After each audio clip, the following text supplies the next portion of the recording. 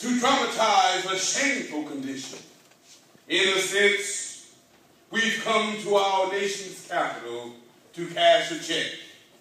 With the architects of our republic wrote the magnificent words of the Constitution and the Declaration of Independence, they were signing a promissory note to which every American was to fall heir.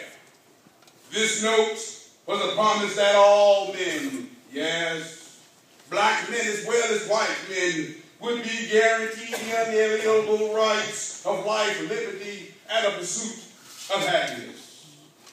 But it is obvious today that America has defaulted on this promissory note insofar as her citizens of color are concerned. Instead of honoring this sacred obligation, America has given the Negro people a bad check. A check which has come back marked insufficient funds.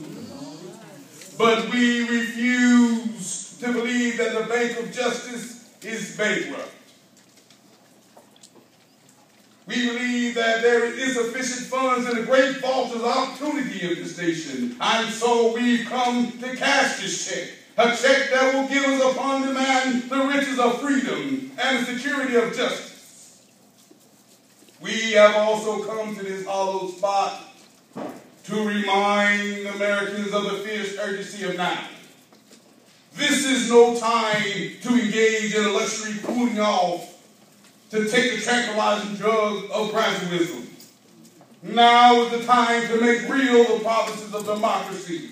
Now is the time to rise from the dark and desolate valley of segregation to the sunlit path of racial injustice. Now is the time to lift up our nation from the quicksands of racial injustice to the solid rock of brotherhood. Now is the time to make justice a reality for all God's children. Yes, all right. Yes. It will be fatal for the nation to overlook the urgency of the moment. This sweltering summer of the Negro's legitimate discontent will not pass until there's an invigorating autumn of freedom and equality. 1963 is not an end, but a beginning. And those who hope that the Negro needed to blow off some steam and will now be content will have a rude awakening if the nation returns to business as usual. There will be neither rest nor tranquility in America until the Negro is granted his citizenship rights. The whirlwind of revolt will continue to shake the foundations of our nation until the bright day of justice emerges. But there is something that I must say to my people who stand on the warm threshold to lead into the palace of justice. In the process of gaining our rightful place, we must not be guilty of wrongful deeds. Let us not seek to satisfy our thirst for freedom by drinking from the cup of bitterness and hatred. We must forever conduct our struggle on high plane of dignity and discipline. We must not allow our creative protest to generate into physical force. Again and again, we must rise to the majestic heights of meeting physical force with soul force. The marvelous new militancy which has engulfed the Negro community must not lead us to distrust all white people.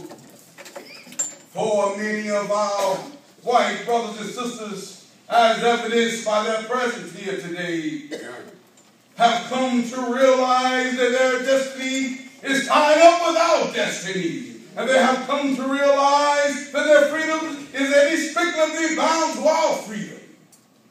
We cannot walk alone. And as we walk, we must take the pledge that we shall always march ahead. We cannot turn back. No, there are those who are asking the devotees of civil rights, when will you be satisfied? We can never be satisfied as long as the Negro is a victim of the unspeakable horrors of police brutality. We can never be satisfied as long as our bodies, heavy with the fatigue of travel, cannot gain lodges in the motels and hotels. No, we can never be satisfied as long as the Negro in Mississippi cannot vote. And the Negro in New York believes he has no reason for which to vote. No, we will not be satisfied until justice roll down like waters and righteousness like a mighty stream. Yes. All right. Yes. I am not unmindful that some of you have come here through great trials and tribulations. Some of you have come here straight from narrow jail cells.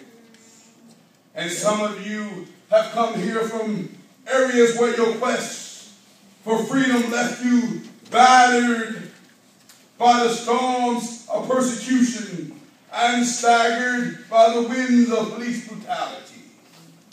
You have been the veterans of creative suffering. Continue to work with the faith that unearned suffering is redemptive. Go back to Mississippi.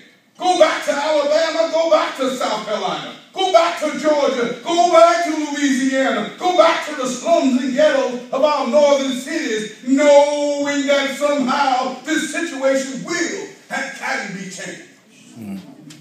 Let us not wallow in the valley of despair. No, I say to you today, my friends, and even so, we face difficulties of today and tomorrow. Yeah. I still have a dream. It is a dream deeply rooted in the American dream. I have a dream that one day this nation will rise up and live out the true meaning of its creed. We hold these things, these truths to be self-evident that all men are created equal. I have a dream that one day on the red hills of Georgia, the sons of former slaves and the sons of former slave owners will be able to sit down together at the table of brotherhood. I have a dream that one day, even the state of Mississippi, a state sweltering with the heat of injustice, sweltering with the heat of oppression, will be transformed into an oasis of freedom and justice. I have a dream that my 4 little children will one day live out a nation where they will not be judged by the color of their skin, by the content of the character. I have a dream today.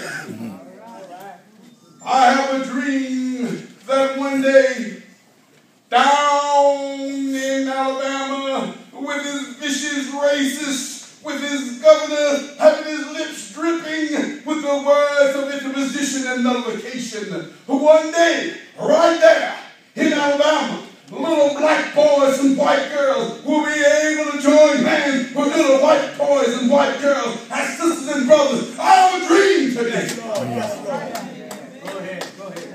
I have a dream that one day every valley shall be exalted, and every hill and mountain shall be made low, and the rough places will be made straight, and the crooked places, and the glory of the Lord shall be revealed, and all flesh shall see it together.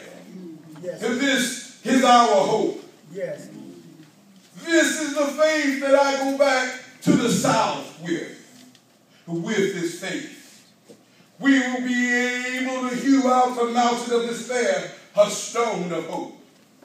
With this faith, we will be able to transform the jangling discord of our nation into a beautiful symphony of brotherhood. With this faith, we will go to jail together. We will stand up for freedom together, knowing that we will be free one day. And this will be the day, yes, this will be the day when all God's children will be able to sing with new meaning. My country, tears of thee. Yeah. Sweet land of liberty, of thee I sing. Land where my fathers died, land of the pilgrim's pride. Let freedom ring. And if America is to be a great nation, this must become true. And so, let freedom ring from the prodigious hilltops of New Hampshire. Yes, Lord. Let freedom ring from the mighty mountains of New York. Let freedom ring from the heightened Alleghenies of Pennsylvania. Let freedom ring from the snow-capped Rockies of Colorado. Yes, Lord. Let freedom ring from the curvaceous slopes of California. But not only that, let freedom ring from Stone Mountain of Georgia. Yes, let freedom ring from Lookout Mountain of Tennessee. Yes, Lord. Let freedom ring for every hill and molehill of Mississippi. From every mountainside, let freedom ring. Yes, Lord. And when we let this happen, when we allow freedom ring, and when we let it ring from every village and every hamlet, from every state and from every city, yes, Lord, we will be able to speed up that day when all God's children, yes, black men and white men, Jews and Gentiles, Protestants and Catholics, will be able to join hands and sing in the words of that old Negro spiritual. yes, Lord. Free at last, free at last. Thank God Almighty, we are free at last.